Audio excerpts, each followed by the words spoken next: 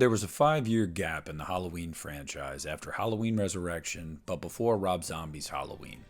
During that time, famously, Mustafa Akkad saw many scripts for the next Halloween movie.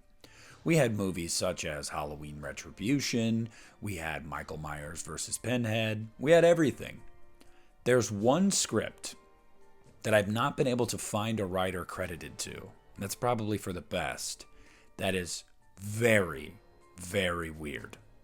So up until the point that Mustafa Akkad sadly passed away, he was taking scripts, Dimension was taking scripts, people were coming in and out of the offices pitching the future of the Halloween franchise.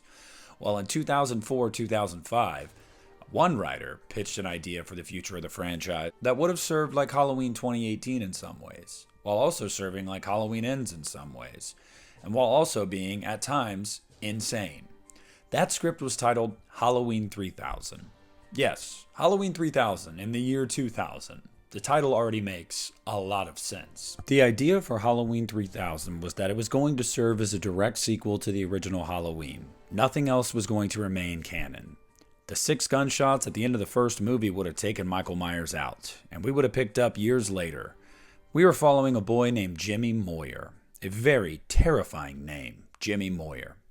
Jimmy Moyer was going to end up killing 2 of his classmates and his mother, and was going to end up incarcerated in Smith's Grove Sanitarium. Sound familiar?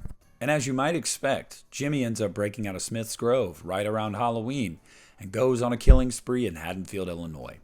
There were going to be multiple characters throughout this script.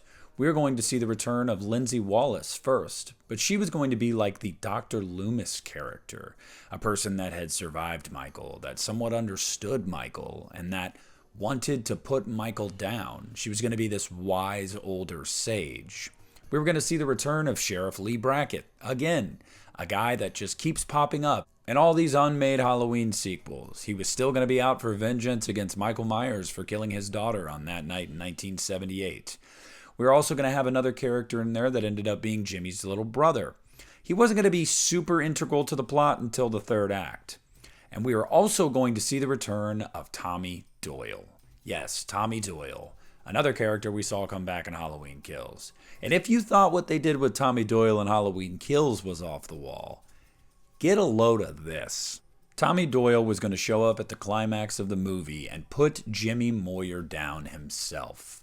See, this was the new Michael Myers. The evil had passed on, and Tommy wanted to put a stop to it. Although you can't kill the boogeyman, you can at least try. So Tommy was going to show up with his homemade rocket launcher. Yes, his homemade rocket launcher that he was going to blow Jimmy Moyer to smithereens with. Yes, because why not? Of course, that's what you'd do. Years later, it would end up showing us Jimmy's little brother being older, and it was going to imply that he was going to take on the mantle of the next shape.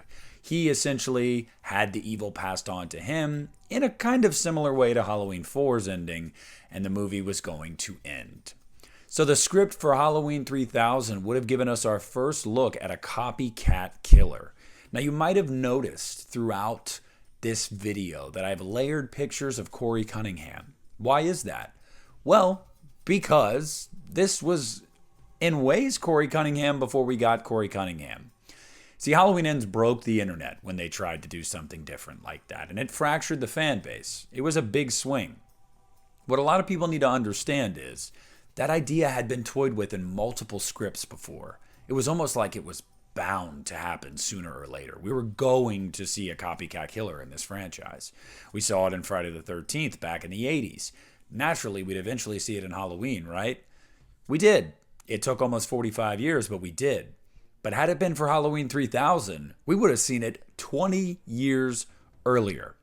Now, there's a lot about this script that is just really weird, doesn't make a lot of sense, and is kind of stupid. I forgot to mention that Dr. Wynn was going to be brought back. And that just adds to my point of all of these characters being here for their own purposes at the same time from movies throughout the franchise is just really weird. The idea of the evil passing on to somebody else, while a cool idea, really? Would that have been a natural Halloween 2? Would that have been a good progression? I don't think so. Not at that point in the franchise. The ending of saying that the evil was going to be passed on to the brother of Jimmy, which, by the way, Jimmy Moyer is a terrible name for a copycat killer. But that idea, is that a good idea?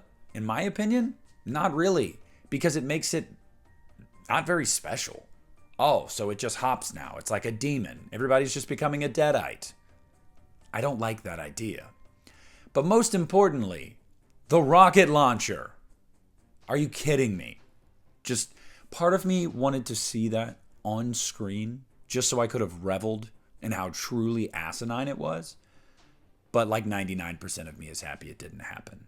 So at the end of the day, Halloween 3000 was another one of those unmade Halloween movies, a script that came across Mustafa Akkad's desk and got rejected. Hopefully this script was thrown across the room as well, though it's reported that Dimension Films was the one that rejected this. I pray to God that Mustafa did not think this was a good idea.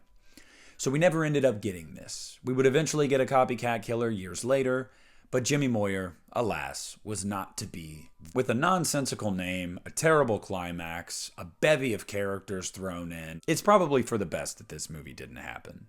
But because it never happened, we'll never know what it's like to see Michael Myers, or Jimmy Moyer, get blown up by a homemade rocket launcher.